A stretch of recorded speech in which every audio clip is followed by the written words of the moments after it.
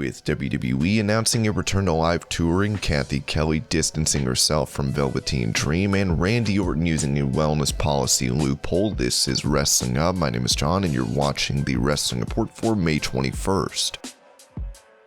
Before we get into the rest of the video, make sure you subscribe to Wrestling Up and turn on all notifications to stay up to date with everything in the world of pro wrestling.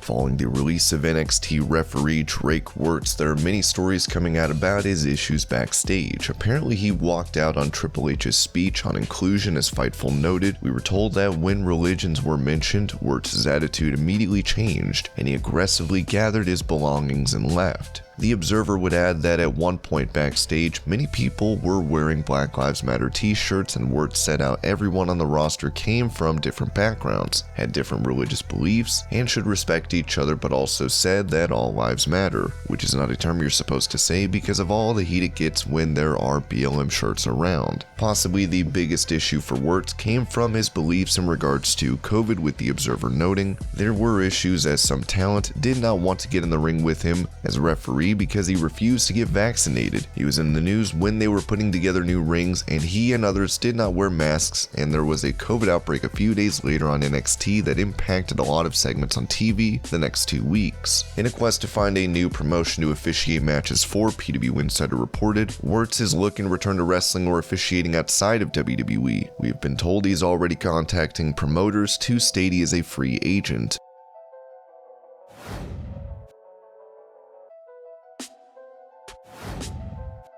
While they are SmackDown Tag Team Champions, the first father-son pair to do so in WWE, Rey Mysterio knows that his son Dominik will have a legacy of his own, and on After the Bell, Rey touched on Dominik eventually wearing a mask. That was the idea from day one that he started training. Dom will continue with this legacy and carry it on, but we never really had the opportunity to sit down and discuss our plans, which now in retrospect, we can look at and say it's still not too late to make things happen like we had planned it. So I think Dom's gonna have to earn this mask now, and he's on his way. Eventually one day, maybe the mask will be on.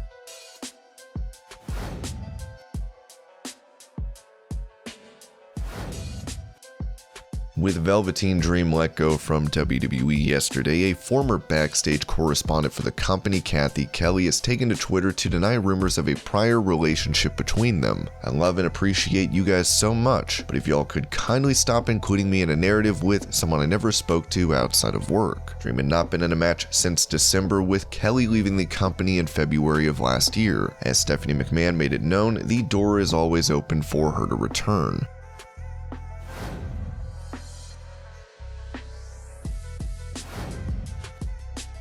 After suffering a loss at the hands of Roman Reigns, Cesaro was attacked by Seth Rollins. As Seth looks to teach Cesaro a lesson, he had this to say about him on the bump. So he went from the top of the mountain to bottom of the bottom. He's pretty much useless at this point. I hope he understands that. I hope he really understands his self-worth now, after all of this. You know, he'd be a great trainer on NXT. Maybe he leaves SmackDown, go to NXT, be with his wife, train the talent, teach them how to do wrist locks, teach them how to do headlocks, teach them how to follow their dreams. Sounds great. That's what he should do. That sounds like a great spot for Cesaro. Hopefully Cesaro can close the chapter on Rollins and move on to bigger things, possibly a rematch against Roman Reigns.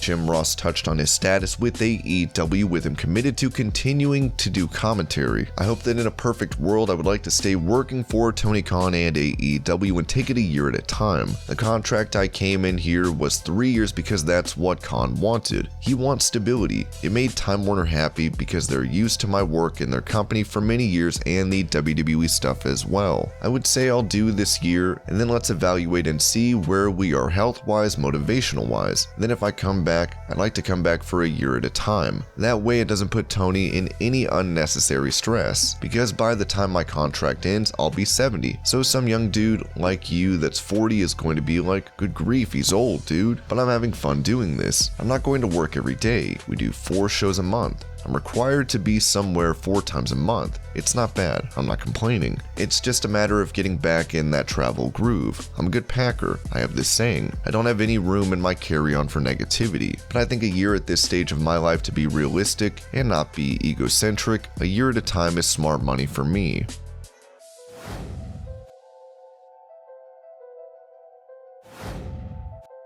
When it comes to AEW Dynamite getting bumped to Friday due to the NBA playoffs next week, issues like these should not happen once AEW moves over to TBS. With it noted by the Wrestling Observer, the other positive is with the new deal there will be significantly less preemptions for both shows, which were going to happen with the NBA and NHL on TNT, particularly during the playoffs. AEW starting next week will be bouncing around until TNT's schedule with NBA playoffs are over. The belief is that there will be way fewer, if any, preemptions on TBS. Thanks to the NHL deal with Warner Media, AEW needs a move now more than ever.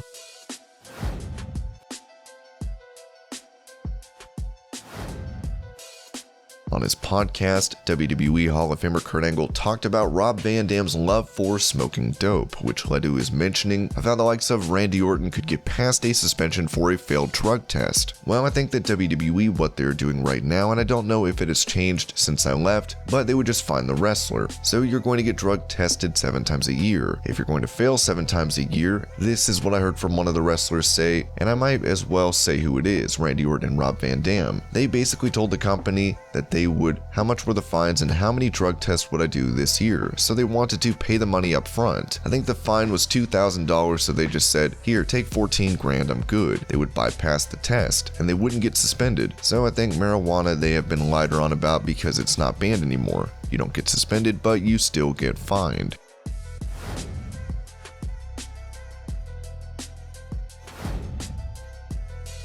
With him not seen on TV in weeks and making headlines this week for his first art exhibit, it has been confirmed by the Observer that AEW star Rey Fenix is injured. He's off the pay-per-view due to injuries. We don't have details past that. The injuries were believed to have been from a recent match in Mexico. No word on how long he'll be out. His last match was a month back on AEW Dark Elevation, as many fans are hoping for a speedy recovery.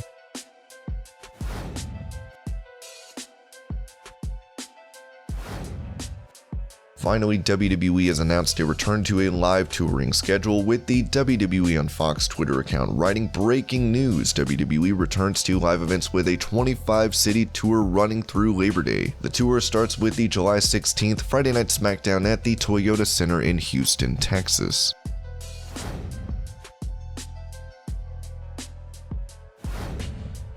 En route to Slammiversary, Impact Wrestling had a commercial hinting at bringing in WWE stars no longer under contract, as a fan pointed out that they teased the debuts of Daniel Bryan, the Forgotten Sons, the Iconics, and Bullet Club.